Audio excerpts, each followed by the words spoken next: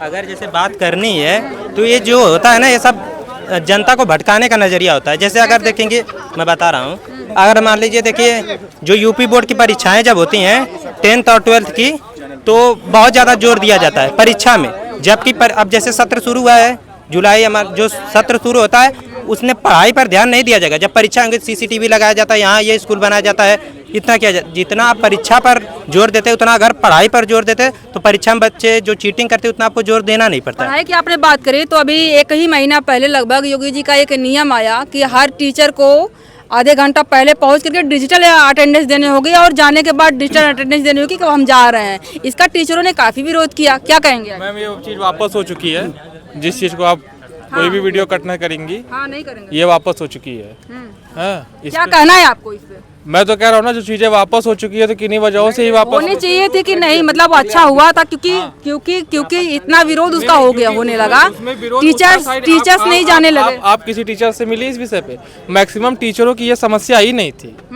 Maximum teacher attendance का विरोध नहीं कर रहे थे, वो जिस चीज का विरोध कर रहे थे उसी वजहों से उसको भी रोका गया है। और आप किसी टीचर से मिलेंगे, वो बताएंगे कि उनकी एक्स्ट्रा ड्यूटी लगती है, वो इसका विरोध कर रहे थे, वो CL का विरोध कर रहे थे जो उन्हें मिल जाना चाहिए सब, वो इस चीज़ का विरोध कर रहे थे, वो डिजिटल अटेंडेंस का विरोध नहीं कर रहे थे। इसलिए गलत भ्रामक प्रचार न किया। सामने तो यही आ रहा था। अगर आपको जानकारी है तो आप बताइए। हम इससे बात ही नहीं कर पाए। यूट्यूब यूनिवर्सिटी फैला रहा था, बिल्कुल सिर्फ और हमने बड़े चैनलों का देखा है। तो वो कौन से उनको TRP चाहिए ना। किसी टीचर से जाके पूछा कि आप तो इस पे नहीं बात कर पाए थे, लेकिन आपको क्या कहना चाहिए था? नहीं, बिल्कुल, जो चीज वापस सरकार चीजों को समझ के वापस ले ली है, उस चीज पे क्या कहते हैं कि वो कुछ कमियां रही होंगी तभी वापस ली गई हैं। डिजिटल अटेंडेंस होनी चाहिए, छात्रों की भी डिजिटल अटेंडेंस होनी चाहिए, बायोमेट्रिक। 250 से ज्यादा इंटर कॉलेज होंगे आजमगढ़ में जिसमें लड़के पढ़ते नहीं हैं, लेकिन वो एडमिशन कराए हुए हैं, वो मैनेजर को पैसा देते हैं। मैनेजर उनका पास होना ना होना वो अलग विषय, वो तो लास्ट स्टेप है ना।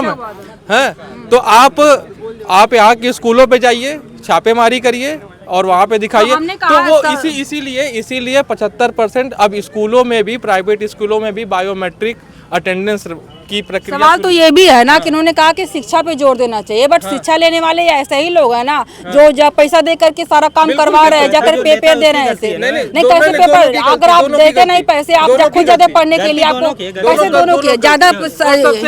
सबसे बड़ी गलती अभिभावक की है, जिसका लड़का है जो अपने लड़के को बर्बाद करने के लिए तैयार है। उसके लिए उस मास्टर का कोई दोष नहीं है जिसका लड़का वो नहीं पढ़ा रहा है, जो नियति के साथ ईमानदारी से काम नहीं कर रहा है। क्योंकि वो ईमानदारी से काम नहीं कर रहा है, इसका सबसे बड़ा कारण ये है क्योंकि बेटे का बाप खुद नहीं चाह रहा कि मेरा बेटा पढ़ के पास हो, क्योंकि उसकी नियत ही कुछ और है। क्या नहीं है? और वो इसी वजह से पैसा दे रहा है ना। आप अपने बेटे को पास होने के लिए पैसा देंगी या उसको उचित शिक्षा कैसे मिली इसकी चिंता करेंगी? जाहिर सी बात, ज्यादातर लोग तो यही करेंगे कि अच्छी शिक्षा मिले। ज्यादातर लोग पैसा देने की प्राथमिकता दे रहे हैं, इसी वजह से प्राइवेट विद्यालय पैसा ले रहे हैं। और इस पे रोकने के लिए सभी को एक मत होकर काम करना पड़ेगा। अभी जो ST/SC का नियम आया सुप्रीम कोर्ट से, बहुत अच्छा नियम आया है, बिल्कुल एकदम पूरी तरीके से सहमत हैं उससे। जाहिर सी बात है, सच बात है, मैं भी OBC कोटे में ही आता हूँ, लेकिन अगर मुझे OBC आरक्षण का लाभ न मिले मुझे तकलीफ नहीं है, क्योंकि मैं आर्थिक रूप से कमजोर नहीं हूँ, मैं सक्षम हूँ बाहर जाके कोचिंग करने के लिए। मैं बाहर जाके कोचिंग किया हूँ, मैं विश्वविद्यालय से पढ़ा हूँ, तो मुझे न मिले तो कोई दिक्कत नहीं। लेकिन जो OBC का लड़का जिसके पास मड़ई है, जो घर के अंदर रहता है, उसे आरक्षण का लाभ मिलना चाहिए। और जो सुप्रीम कोर्ट का यह फैसला बहुत स्वागत योग्य है, मेरा छाट के बाहर किया जाए, मैं स्वागत के लिए तैयार हूँ। और भाई आपके सामने ही है, ये इसका कह रहे हैं कि नहीं, राजा का बेटा पहले राजा ही बनता था, जो चाहे योग्य हो चाहे ना हो। जो समस्या थी। अच्छा आप बताइए। अभी कह रहे हैं ये इन्होंने, समझ लीजिए, बतिया समझ लीजिए। इन्होंने कहा कि राजा का बेटा तब भी राजा ही बनता था, चाहे योग्य हो चाहे ना हो। आज के समय में IAS है जो चाहे भले ही योग्य हो गया हो, उसका बेटा भी आरक्षण मिलना चाहिए ताकि वो भी IAS बन सके। बिल्कुल कारण समझ, आरक्षण नहीं मिलना चाहिए ना उनको। मिलना चाहिए, कह रहे हैं मिलना चाहिए। बिल्कुल नहीं, यही तो कल सुप्रीम कोर्ट ने अपना ही फैसला बदला है कि एक व्यवस्था तय कर। जैसे मान लीजिए मैं SC/ST कैटेगरी का व्यक्ति हूँ, ठीक है, मेरे किन्हीं भी परिस्थितियों से मैं आर्थिक रूप से मजबूत हो गया, मेरे घर में 2 सरकारी नौकरी मिल गई और आज मैं सक्षम हूँ कि अपने बेटे को दिल्ली में या लखनऊ में या अपनी व्यवस्था में ऑनलाइन पढ़ा सकता हूँ। तो मैं तो, क्योंकि मेरे पास संसाधन है, व्यवस्था है, तो जाहिर सी बात है कि मेरा बेटा जब संसाधन व्यवस्था में उस आरक्षण के तहत जाएगा जिसका लाभ मिलना चाहिए उन बच्चों को, तो उनको तो कोई लाभ नहीं मिलता है ना। मड़ई में रहने वाला कौन सा एससी का लड़का आईएएस बनता है? मड़ई में रहने वाले कौन सी एसटी का लड़का IAS? बहुत सारे वायरल होते हैं, न्यूज में आते हैं। आपकी बात जो हुआ था वही नहीं, उदाहरण के रूप में मैं क्यों क्यों एक दो चार नहीं, मोस्टली विषय जो है, मोस्टली विषय में हाँ। आप किस चीज को तय करेंगे थोड़ा ये बताइए। नहीं उसका जैसे सुनिए, जैसे सुप्रीम कोर्ट ने एक दिया ना, तो सुप्रीम कोर्ट ने तो ये कहा नहीं कि इनको बाहर कर पहले दो। आरक्षण तो उनको दीजिए पूर्ण रूप से, जो मड़ई में रह रहे हैं, गांव में है, कहाँ से आप बिलोंग करते हैं? मैं भी, मेरा गांव यहाँ से 30 किलोमीटर 30 किलोमीटर सुनिए भैया, किलोमीटर है। आप अपने गांव में देखिएगा। एक मिनट सुनिए, आप लड़ने आए हैं? मैं लड़ने नहीं आया हूं, बात करने आए। मैं बात कर रहा हूँ आपसे, बिल्कुल। ठीक तो है। बात करने के मैं तरीके से ही मैं बात बात कीजिए। करने की तरीके से आपसे बात कर रहा हूँ। जो आप बोले हैं वही तो साहब, पहले आप जो आप कर रहे हैं पहले वही आप तो मैं कह रहा हूँ। पहले देखिए कि मैं संसाधन योग्य हूँ। मेरे घर अगर 10-12 लाख रुपया सालाना की आय है, 50 मतलब ऐसी व्यवस्था है, तो इस जो आरक्षण खत्म करने की बात तो हुई नहीं है। सुप्रीम कोर्ट ने क्या कहा, आरक्षण के अंदर वो व्यवस्था की जाए कि जो जैसे मान लीजिए मेरे जात में ही, जैसे मैं गिरी हूँ मान लीजिए, मेरे जात में भी बहुत से ऐसे लोग हैं जिनके पास नहीं कुछ है, मेरे जात में भी ऐसे बहुत से लोग हैं जिनके पास बहुत कुछ है, ठीक है। तो जो बहुत कुछ है उनको न देकर, मतलब उनका तो सीमा समाप्त नहीं हो रही है। शब्द में आप ये कह रहे हैं कि जो आर्थिक रूप से सक्षम है उसको आरक्षण नहीं मिलना चाहिए, जो कमजोर है उसी जाति में भले उस ही चीज है, को पता उसको मिलना लगाइए चाहिए। कौन आरक्षण पाने योग्य है, कौन आरक्षण पाने योग्य नहीं है। जो आरक्षण, एक मिनट, कैसे पता चलेगा? आप उसकी जनगणना तो करिए। जनगणना यही तो बात हमने कही ना कि जातिगत जनगणना होनी चाहिए कि आर्थिक जनगणना दोनों होनी चाहिए। जनगणना होनी चाहिए। आप पहले जाते हैं, जातिगत जनगणना होना चाहिए, अभी यादव आप फिर है, आर्थिक जनगणना होना चाहिए। अभी आप यादव है, अगर आपको आप यादव है, मान लिया आपने जो है कि ला करके आप उसमें कर रहे हैं, क्या बोलते हैं, आप गरीब हैं या फिर कहीं आपको एडमिशन करवाना, तो आपकी एक आय प्रमाण पत्र लगता है। बनाता कौन है? लेखपाल बनाता है, लेखपाल है। आप उसको पैसा देंगे 500-600 रुपया, वो बना देगा, आपका बिना पूछे बना देगा कि आपके घर में कोई सरकारी नौकर है कि नहीं है, आप किस स्थिति में है, आपने पैसा दिया वो बना दिया, जिम्मेदारी तो उसकी हुई ना। बिल्कुल, व्यवस्था की जिम्मेदारी को तय करने के लिए देखिए, पहले क्या था, पहले चीजों का संसाधन का अभाव था, ठीक है। अभी क्या है, पहले सिर्फ 10 मीडिया हाउसेस थे, अभी 10 लाख मीडिया हाउसेस हैं। अब जो मीडिया हाउसेस हैं, जैसे मान लीजिए आप नागरिक है, मैं नागरिक हूँ, हम लोग अपने स्तर पे, क्योंकि हम लोग का ये काम नहीं है, तो हम लोग अपने स्तर पे इस पे काम कर सकते हैं, लेकिन ये आपकी नैतिक जिम्मेदारी हो चुकी है। तो अब आपकी जिम्मेदारी है कि अगर लेखपाल 500 रुपया लेके कर रहा है तो उसकी पर्दाफाश करिए। कल 3 लोग यहाँ पे पैसा लेते हुए पकड़े गए, कहाँ गए कलेक्टर, यहाँ पे है मुकदमा हुआ, वो वहाँ पे 1 करोड़ रुपए तक का जो नरही थाना था बलिया वाला, वो देखिए, मैं ये नहीं कह रहा हूँ कि मैं किसी पार्टी का व्यक्ति नहीं हूँ, मैं बाहर रहता हूँ, मैं इस बार तो वोट भी नहीं दिया हूँ, ठीक है, तो मैं किसी पार्टी का व्यक्ति नहीं हूँ, मैं आपने के मुद्दे पे बात कर रहा हूँ। अब आपकी भी जिम्मेदारी है कि 500 रुपए लेने वाले के खिलाफ आवाज उठाइए। बिल्कुल सही बात है, आम जनता को भी उठानी चाहिए, लेकिन आम जनता तो जाकर के वहाँ पे दे रही है। आप क्यों दे रहे हैं? हाँ। आज तक मैं कभी भी कहीं 1 रुपया नहीं दिया हूँ, क्योंकि मुझे बात करने का ढंग है। मैं जाके बोलता हूँ कि मेरा काम है, अगर आप नहीं करेंगे तो मत करिए, आप ये कह दीजिए हम नहीं करेंगे, हम पैसा नहीं देंगे।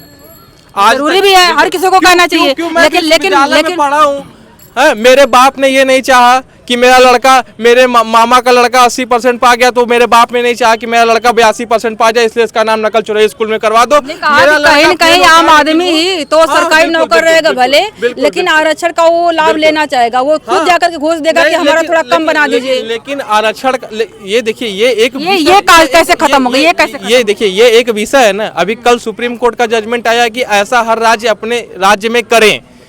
अब राज्य ने अभी तो कर नहीं दिया ना, अब राज्य का सरकारें, जैसे 29 स्टेट हैं, 6-7 केंद्र शासित प्रदेश हैं, तो उस राज्य की सरकारें हर राज्य में बैठ के अभी उसका तो बनाएंगी ना, फिर अब तब उस पर चर्चा करेंगे कि यहाँ कमी है कि नहीं, ये व्यवस्था। हम फायदे की बात कर रहे हैं कि ओबीसी वाले एससी के लिए नहीं मिलना चाहिए, सही है। अगर जैसे आप मान लीजिए जिस भी कैटेगरी की आती हैं, ठीक है, आपसे भी बहुत ज्यादा अमीर लोग हैं जो ओबीसी हैं, एससी हैं, एसटी हैं, वो अगर सारे लाभ को वही लेके चले जाएं, तो आपके ओबीसी एससी एसटी मुझे आरक्षण मिल रहा है का क्या फायदा? 5 किलो राशन, यही फायदा है ना आपको, यही फायदा है ना हमको। तो हमें तो ये नहीं चाहिए। हमें तो अगर नौकरी, हमारे घर का लड़का पढ़ने लायक है, नौकरी करना चाहता है, तो जैसे अभी आपको शायद जानकारी होगी ही, आप लोग तो मीडिया हाउस हैं, 1200 लड़के इस बार जेईई का एडवांस क्लियर किए हैं, वो जो ऑनलाइन तैयारी कर रहे थे फ्री में, जो गवर्नमेंट चला रही है कोचिंग, उसी का जैसे मैंने अभी पढ़ा, उस पर अब 1200, उसका जब पहला स्टेप रिजल्ट अच्छा आया, लोग उसको मतलब वहाँ से फ्री में भी पढ़ के IIT जैसे एग्जाम निकाल रहे हैं, क्वालिफाइड कर रहे हैं, तो गवर्नमेंट ने उसे SSC बैंक हर तरीके के एग्जामिनेशन की एक तैयारी कराने के लिए फ्री अपना ऑनलाइन कोर्सेज शुरू कर रही है। ठीक है, तो अब आपके पास चूंकि गरीब है, संसाधन का अभाव है, आप दिल्ली जैसे जगहों पे जाके आप मटेरियल को इकट्ठा नहीं कर पाती हैं सिविल तैयारी करने के लिए। देखिए खर्च होता है भाई, आपको इतना ब्रॉड नॉलेज चाहिए, इतनी ज़्यादा किताबें पढ़नी है, आखिर पैसा चाहिए किताब पढ़ने के लिए, नहीं चाहिए। तो वो व्यवस्था अगर आपको कहीं ना कहीं प्रयास करके दिया जा रहा है, लेकिन आप आरक्षण में फेल इसलिए हो जा रही हैं क्योंकि आपसे अमीर व्यक्ति आपसे ज़्यादा संसाधनों का लाभ लेके IAS बन जा रहा है सेम कैटेगरी होने पे, तो निश्चित रूप से लाभ आपको तभी मिलेगा जब उनके लाभ को रोका जाएगा। वो लाभान्वित हो चुके हैं, अगर कभी उनकी वैसी ज़रूरत रही होगी है तो वो उसको पा चुके हैं। बाबा साहब भीमराव अंबेडकर ने संविधान में आरक्षण की 10 साल की व्यवस्था इसीलिए की थी कि जो आखिरी पीढ़ी पे बैठा, लाइन पे बैठा हुआ व्यक्ति है उसको मदद मिले। जब उसको मिल ही नहीं रही है तो ऐसे आरक्षण को लेके हम क्या करेंगे?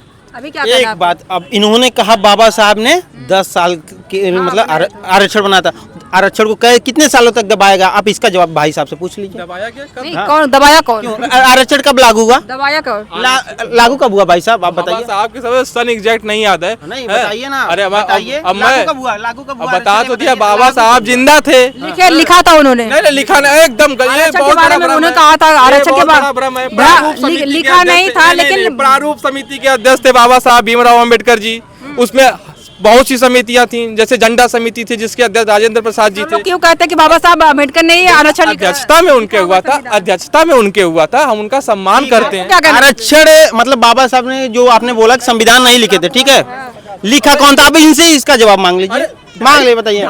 250 लोगों ने उसमें कलम चलाई थी, भाई साहब से पूछ लीजिए। नहीं बाबा साहब आपको कहने का मतलब लिखा कौन था? आप नहीं बाबा साहब के खिलाफ नहीं बाबा साहब खिलाफ नहीं, बाबा साहब खिलाफ मैं ये आपकी जो सोच है गलत सोच है। आप बस मुझे आप एक अध्यक्षता में बाबा साहब की अध्यक्षता में बाबा साहब प्रारूप समिति के अध्यक्ष थे, बाबा साहब संविधान समिति के अध्यक्ष थे। 250 लोगों की समिति थी लगभग, हर वर्ग, हर प्रांत, हर व्यवस्था से लोग थे वहाँ पे, हर जाति हर धर्म के लोग बैठे थे वहाँ पे। मेन 10-15 समितियां बनी थी, उसके अलग अलग अध्यक्ष थे। 2 साल 11 महीना 18 दिन में संविधान, 15 देशों के संविधान से थोड़ी चीजों को निकालकर एक नई संविधान बनाई गई, जिसका और एक बड़ी बात, जिसका पहला संविधान में परिवर्तन 1951 में ही हुआ था, प्रथम संविधान संशोधन करके, और आज तक सैकड़ों संविधान संशोधन हो चुके हैं।